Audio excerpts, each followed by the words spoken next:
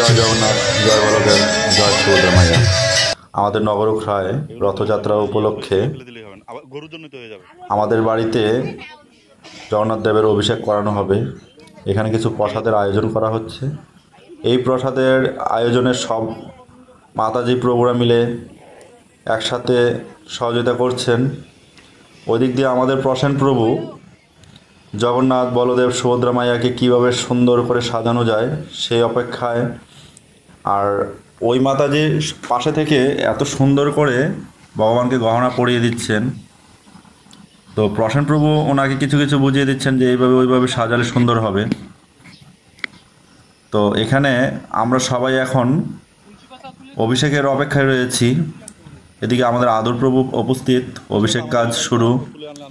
প্রসেন প্রভু আদর প্রভু দুজনে মিলে এত সুন্দর করে আয়োজনগুলো আমাদের মধ্যে তৈরি করে নিয়েছে।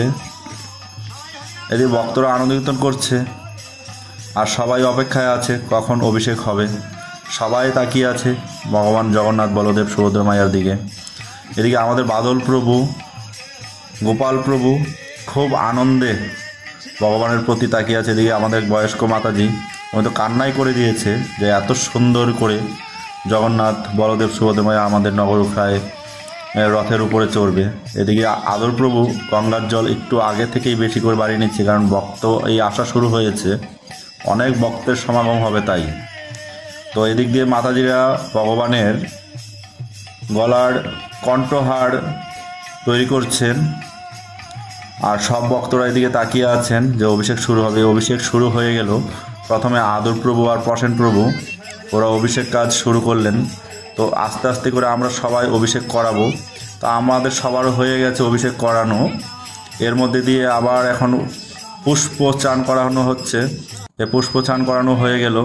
এবারে আমরা সবাই এখন অপেক্ষায় আছি যে আমাদের জগন্নাথ কবে রথ দিয়ে আমাদের ভবতরী পার করবে। তো আমরা এখন রথ যেখানে কাজ চলছে সেখানে আমরা গেলাম।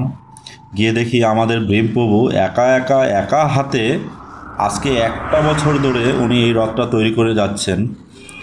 রাতে দিনে কোনো খাওয়া দাওয়া কোনো টাইম টেবিল নেই, উনি করেই যাচ্ছেন। তো আমরা ভেবেছিলাম রথটা 16 আনা না হলেও 14 আনা হবে।